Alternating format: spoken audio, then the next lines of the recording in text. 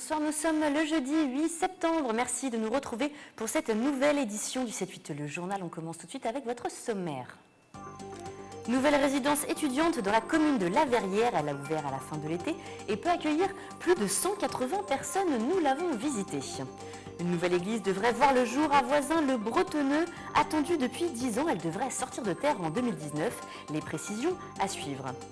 Et enfin, il faudra attendre janvier 2017, mais la dalle des 7 mars sera bien rénovée. Ces travaux s'inscrivent dans un projet de reconstruction globale plus large. Les explications dans cette édition. Et on ouvre le journal avec cette information, une fausse alerte attentat à Maurepas. Un véhicule suspect a été identifié ce jeudi 8 septembre vers midi par les autorités. Il stationnait sur une zone interdite devant le collège Louis Pergaud. Le quartier a été encerclé par une vingtaine de policiers. Les riverains ont été évacués. Les élèves du collège et les enfants de l'école Cité Centre ont été confinés dans leurs locaux. Un démineur est intervenu, au final rien à signaler. Le véhicule, lui, a été envoyé à la fourrière. Je vous propose d'écouter à présent le maire de Maurepas, Grégory Garestier. Il était au micro de Nicolas Dandry. La partie confinement pour le collège s'est bien déroulée.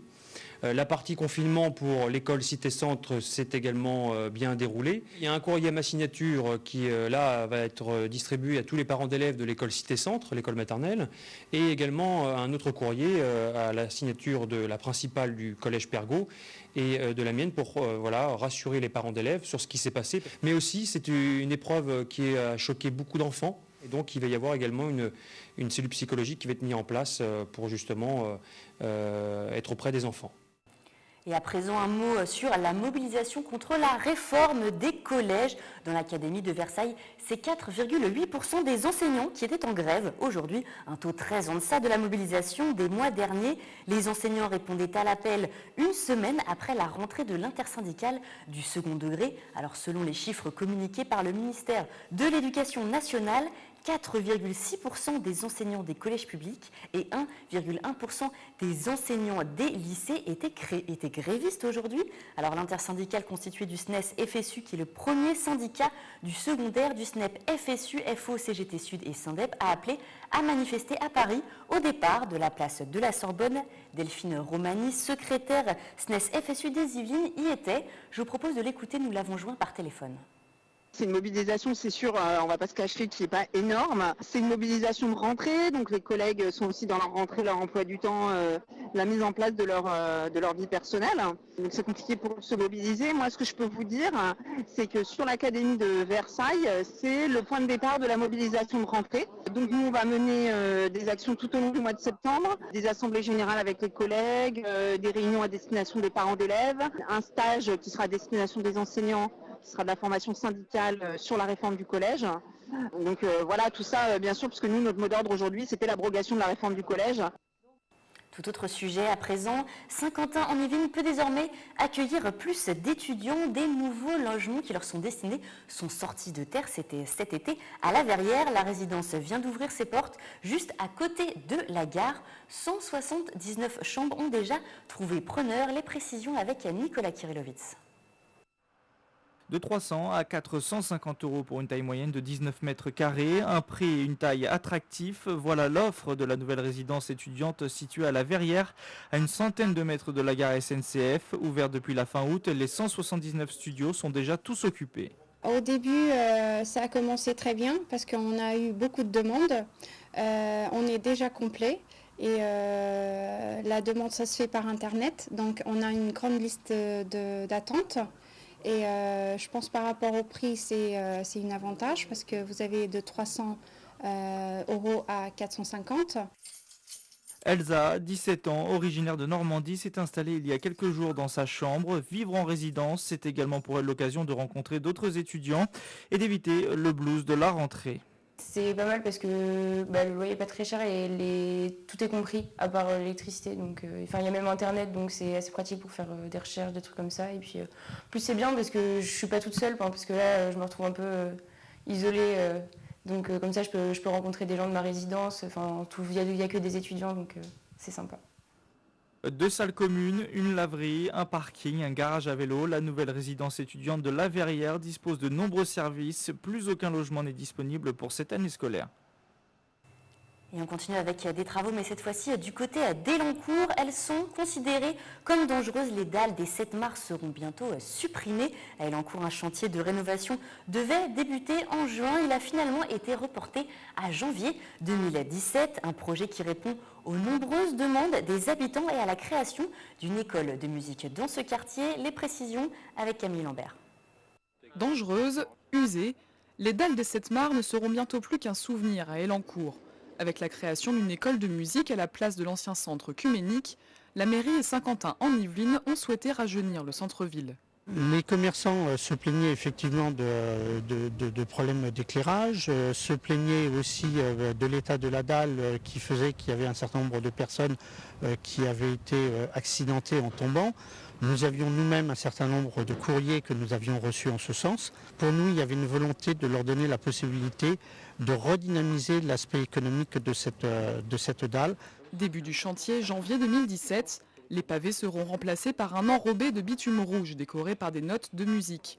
Un éclairage nocturne viendra compléter cette création en faisant apparaître des gammes sur le sol, un moyen d'améliorer la sécurité et l'hygiène de l'espace. Je suis déjà tombé une fois, j'ai assumé à voir la boulangerie, parce qu'il y a un petit décalage au moins 4-5 cm. Et j'étais en fauteuil manuel et j'ai poussé un peu trop vite. Et j'ai basculé. Parce que ça fait des salles et que c'est un peu insalubre au niveau d'en dessous, puisque c'est pas stable et qu'il y a de l'eau. Donc à un moment où ça dépend de la température, ça sent pas bon. Un nouveau système de sécurité avec des alarmes sera aussi mis en place pour les commerçants. Coût des travaux pour la dalle, plus de 2 millions d'euros. Le projet devrait être terminé pour fin 2017. Et toujours à Elancourt, le foyer des travailleurs Adoma va être reconstruit. Les logements jugés très vétustes ne répondent plus aux normes de sécurité et d'accessibilité du public. Alors, plusieurs incendies se sont déjà déclenchés dans ce bâtiment, dont le dernier au mois de juillet 2016. La future résidence sociale devrait proposer 190 chambres. Les précisions avec Camille Lambert. Le foyer Adoma d'Elancourt va faire peau neuve. Des travaux attendus depuis longtemps pour ce bâtiment mis en service dans les années 70. L'établissement jugé précaire ne répond plus aux normes de sécurité et d'accessibilité du public. Preuve de sa vétusté, un incendie déclaré en juillet au 3e étage. 4 personnes ont été blessées. Vous avez uniquement